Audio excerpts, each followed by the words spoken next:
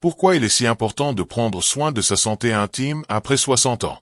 Beaucoup d'hommes ne réalisent pas que leur intimité vieillit elle aussi, tout comme le cœur, le cerveau ou les os. Et s'ils n'en prennent pas soin, ils risquent non seulement de perdre certaines capacités, mais aussi de voir leur confiance en eux, leur fierté et leur complicité avec leurs partenaires diminuer. Bonjour, je suis le docteur Marc Lefebvre, spécialiste de la santé des hommes depuis plus de 30 ans.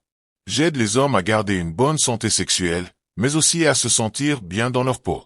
Et si je vous disais que la principale cause des problèmes sexuels après 60 ans n'est pas l'âge, qu'un simple geste quotidien, sans médicaments, peut tout changer? Dans cette vidéo, je vais vous donner 5 conseils essentiels pour bien entretenir votre intimité après 60 ans. Ces astuces ne sont pas des gadgets.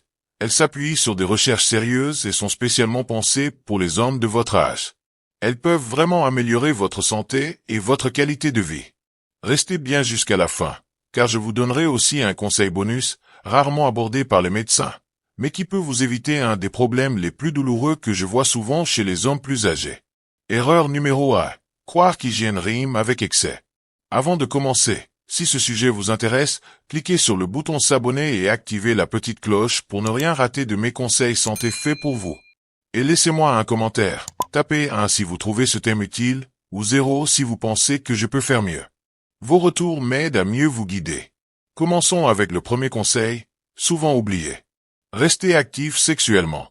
Le vrai souci, c'est que si vous arrêtez d'utiliser votre sexe, votre corps commence à en perdre l'habitude. Même sans rapport complet, il est important de maintenir une activité intime. Quand je parle avec des hommes de plus de 60 ans, j'entends souvent cette phrase. Je crois que ma vie sexuelle est derrière moi. Beaucoup finissent par accepter en silence que tout s'arrête avec l'âge, qu'il n'y a plus rien à espérer. Laissez-moi vous dire quelque chose de très important. Cette idée est fausse. Et pire encore, y croire peut accélérer les difficultés au lieu de les ralentir. Votre sexe, tout comme vos muscles, votre cœur ou votre cerveau, a besoin d'être utilisé pour rester en bonne santé. Quand on laisse son sexe inactif trop longtemps, la circulation sanguine ralentit, les tissus deviennent moins souples, et petit à petit, ils s'abîment. C'est ce qu'on appelle l'atrophie due au manque d'usage.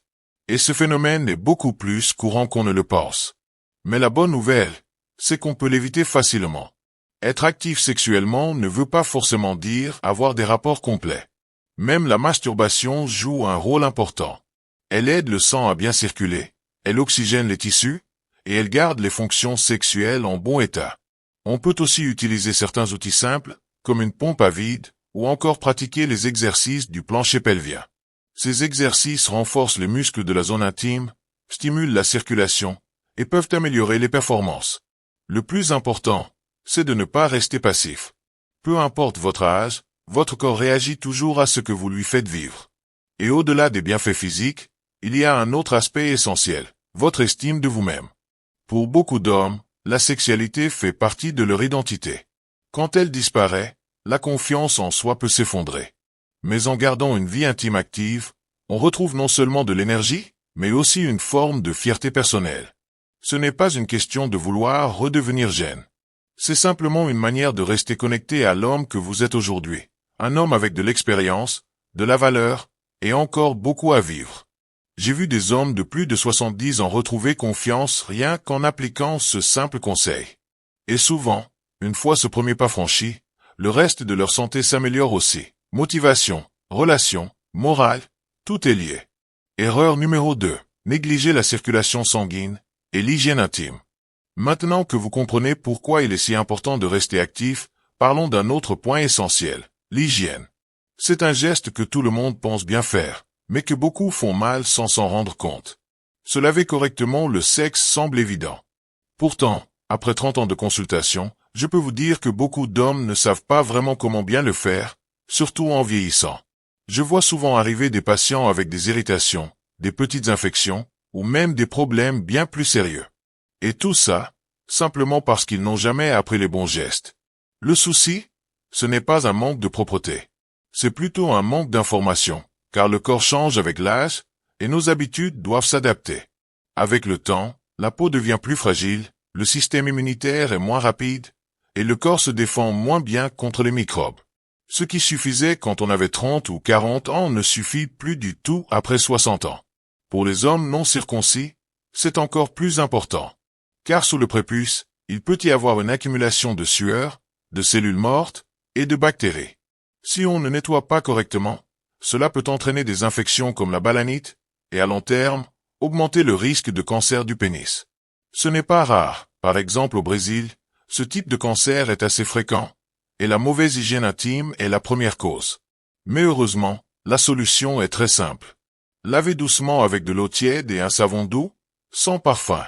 Si vous avez un prépuce, rétractez-le avec délicatesse pour nettoyer en dessous. Rincez bien, puis séchez complètement, car l'humidité favorise la prolifération des bactéries. Et surtout, faites-le régulièrement, comme un réflexe de santé au quotidien. Après un rapport sexuel, il est très important de se nettoyer. Pourquoi? Parce que les fluides, les lubrifiants, ou même la sueur peuvent déséquilibrer l'équilibre naturel de votre peau. Cela ne prend qu'une minute par jour, mais ce geste simple peut vous éviter des infections douloureuses, des mauvaises odeurs, ou pire encore. Et ce qui surprend beaucoup d'hommes, c'est que ce petit geste d'hygiène change aussi leur image d'eux-mêmes. Quand on prend soin de son corps avec respect, on se sent plus propre, plus sûr de soi, et plus maître de sa vie. C'est un détail en apparence, mais il vous aide à rester digne et solide dans une société qui laisse parfois croire aux hommes plus âgés qu'ils ne comptent plus. Mais l'hygiène, ce n'est que le début. Il existe un autre danger, plus discret, plus sournois, dont presque personne ne parle. Et pourtant, il peut abîmer votre corps sans que vous ne le réalisiez. Erreur numéro 3. Ignorez les signaux d'alerte pendant les rapports. Parlons d'un risque que beaucoup d'hommes ignorent, surtout lorsqu'ils sont dans l'intimité. Avoir un rapport sexuel alors que l'érection est partielle. Beaucoup ne le savent pas, mais avoir une activité sexuelle avant d'être vraiment prêt peut causer des dommages à long terme. Dans mon cabinet, je vois régulièrement des hommes qui se blessent sans le vouloir, simplement parce qu'ils ont tenté un rapport alors que leur sexe n'était pas encore assez dur. Vous vous dites peut-être que ce n'est pas très grave. Mais en réalité, cela peut endommager doucement les tissus internes, sans douleur immédiate. Le sexe masculin n'est pas juste une enveloppe. C'est une structure complexe, avec des vaisseaux sanguins, des tissus spongieux et des petits muscles très sensibles. S'il n'est pas bien rigide, il n'est pas assez solide pour supporter les frottements et la pression d'un rapport. Cela provoque ce qu'on appelle des micro-blessures invisibles, qui s'accumulent avec le temps. Ces petites lésions finissent par former des cicatrices internes, qui tirent sur les tissus et peuvent les déformer. C'est ce qu'on appelle la maladie de la péronie. Une courbure douloureuse du sexe qui rend les rapports très difficiles, voire impossibles. J'ai rencontré beaucoup d'hommes gênés d'en parler, pensant que ce n'était rien. Malheureusement, lorsqu'ils consultent enfin, il est souvent trop tard pour éviter des traitements lourds. Alors prenez votre temps. N'allez pas trop vite, même si l'envie est forte. Attendez que votre sexe soit bien dur avant de passer à l'acte. C'est plus sûr, ça évite les blessures. Pensez aussi à utiliser un lubrifiant pour réduire les frottements et accorder du temps aux caresses, aux baisers, à la stimulation. Tout cela prépare le corps en douceur. Et surtout, parlez-en avec votre partenaire. Si vous sentez qu'on vous pousse à aller plus vite que ce que votre corps permet, osez le dire. Si vous prenez un médicament pour faciliter l'érection, laissez-lui le temps d'agir avant de passer à l'action. Ce petit geste de prudence peut vous éviter des années de douleur et de frustration. Ce n'est pas un signe de faiblesse, c'est au contraire une preuve de bon sens, d'intelligence et de respect de soi. Maintenant que vous savez comment protéger votre corps pendant l'intimité, il est temps de parler d'un autre piège, encore plus discret et trompeur. Erreur numéro 4. Croire que les médicaments suffisent et sous-estimer l'effet du porno. Il y a un piège invisible qui touche à la fois votre cerveau, votre désir et votre capacité à créer des liens profonds. C'est un sujet sensible, mais j'aimerais vous en parler honnêtement, d'homme à homme. Il s'agit de la consommation excessive de porno. Aujourd'hui, il est plus facile que jamais d'accéder à des vidéos pour adultes. Beaucoup d'hommes seuls, veufs ou en manque d'affection y ont recours en pensant que ce n'est pas grave. Mais après avoir accompagné des milliers de patients, je peux vous dire une chose importante. Ce qui commence comme un petit plaisir sans conséquence peut devenir un piège. Un piège qui vous vole votre vrai désir et votre capacité à vous connecter à une personne réelle. Regarder du porno trop souvent modifie le fonctionnement du cerveau. Il devient dépendant de stimulation rapide, facile, souvent vécue dans la solitude. Résultat, dans la vraie vie, Avec une vraie personne, le corps ne suit plus. Vous avez envie, mais ça ne fonctionne plus comme avant. Beaucoup d'hommes pensent alors qu'ils sont cassés, ou qu'ils ne sont plus capables. Mais ce n'est pas un problème physique. C'est un blocage mental. Le cerveau a pris l'habitude d'un plaisir artificiel, déconnecté du réel. Pire encore, le porno peut vous isoler, vous faire ressentir de la honte, et douter de votre valeur. Vous vous sentez moins homme, moins digne d'aimer ou d'être aimé. Je ne suis pas là pour juger. Je suis là pour vous dire qu'il est possible de réduire cette habitude, ou même d'y renoncer si vous le pouvez.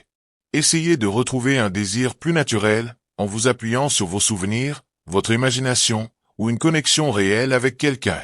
Prenez le temps de parler avec votre partenaire, d'explorer les préliminaires, ou simplement de laisser monter le désir sans pression. Le désir ne disparaît pas avec l'âge. Il demande juste une attention plus humaine, plus vraie. Réduire le porno, ce n'est pas renoncer au plaisir. C'est retrouver un plaisir plus profond, plus authentique, qui reconnecte votre corps et votre esprit. Erreur numéro 5. Négliger l'hygiène de vie, et tout attendre des pilules. Pour que tout cela fonctionne, il y a une chose essentielle, votre mode de vie. Même les meilleurs conseils ou les meilleurs médicaments ne servent à rien si votre quotidien sabote votre santé. S'il y a bien une chose que j'ai apprise au fil des années, c'est celle-ci. Votre hygiène de vie est plus puissante que n'importe quel médicament. Beaucoup d'hommes viennent me voir en espérant une pilule miracle, une solution rapide pour retrouver leur vigueur. Mais aucun médicament ne remplace les effets d'un bon mode de vie. Votre alimentation, votre activité physique, votre sommeil, votre niveau de stress, tout cela a un impact direct sur votre sexualité. Pourquoi? Parce que l'érection dépend d'une bonne circulation sanguine, et cette circulation dépend de la santé de votre cœur et de vos vaisseaux. Quand vous fumez, que vous buvez trop ou que vous mangez mal, vous abîmez vos artères. Moins de sang arrive aux organes, y compris à votre sexe. Parfois, les troubles de l'érection sont même le premier signe d'un problème cardiovasculaire. Mais la bonne nouvelle, c'est que chaque petit changement positif a un effet rapide. Arrêter de fumer améliore la circulation en quelques jours. Réduire l'alcool aide à rééquilibrer les hormones. Marcher 30 minutes par jour, manger des fruits rouges, des légumes verts ou des poissons gras peut transformer votre énergie. J'ai vu des hommes retrouver la forme, le sourire et le lien avec leur partenaire simplement en changeant quelques habitudes. Ils dorment mieux, se sentent plus vivants, et petit à petit, leurs troubles sexuels disparaissent sans médicaments.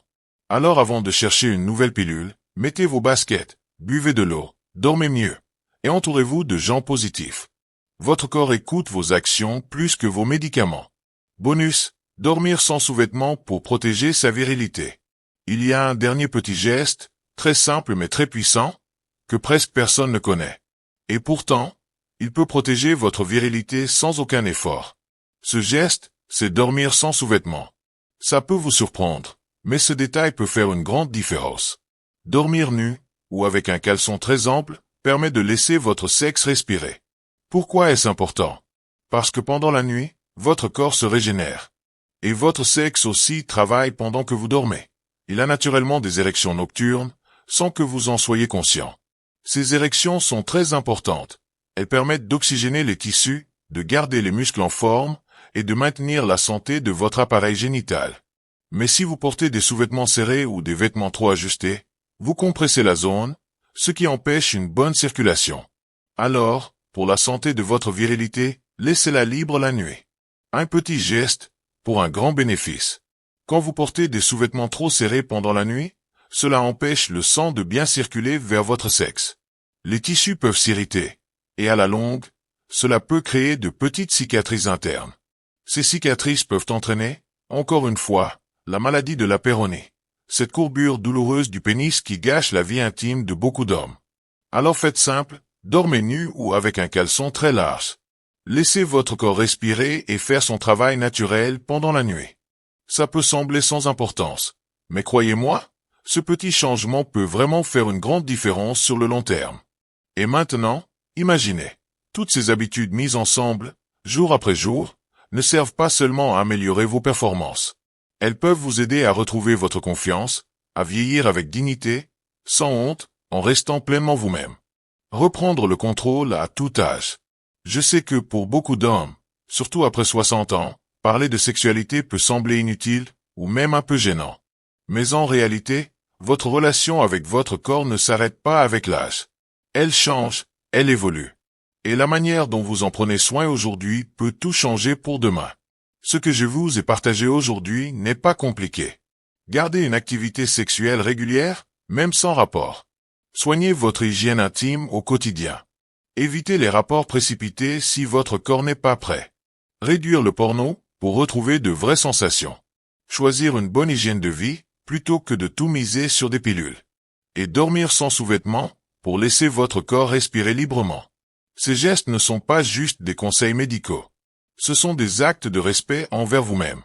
Chaque petit effort que vous faites renforce votre confiance, votre bien-être et votre lien avec vous-même. J'ai vu des centaines d'hommes retrouver le sourire, non pas en essayant de paraître jeunes, mais simplement en apprenant à prendre soin d'eux, avec sérieux, calme et fierté. Vous n'êtes pas seul. Si vous avez des doutes, si vous vous sentez un peu perdu, vous n'êtes pas seul. Et la bonne nouvelle, c'est qu'il n'est jamais trop tard. Chaque jour est une nouvelle chance de faire un petit pas, de changer une habitude et de reprendre le contrôle. Votre santé ne définit pas votre valeur, mais elle reflète l'attention que vous vous portez. Et quand vous commencez à vous respecter, ça se voit. Dans votre démarche, dans vos relations, et surtout, dans la façon dont vous vous sentez à l'intérieur. Merci d'avoir pris ce moment pour vous. Merci d'avoir écouté et d'avoir choisi de faire un pas vers votre bien-être. Si ce message vous a parlé, ou si vous pensez qu'il peut aider un proche, un ami, un frère, un père, n'hésitez pas à liker la vidéo, à la partager, et surtout, à vous abonner pour recevoir d'autres conseils clairs et sans tabou, pensez juste pour vous. Parce que prendre soin de soi ne devrait jamais être une honte. Et parce que vous n'êtes jamais trop vieux pour commencer.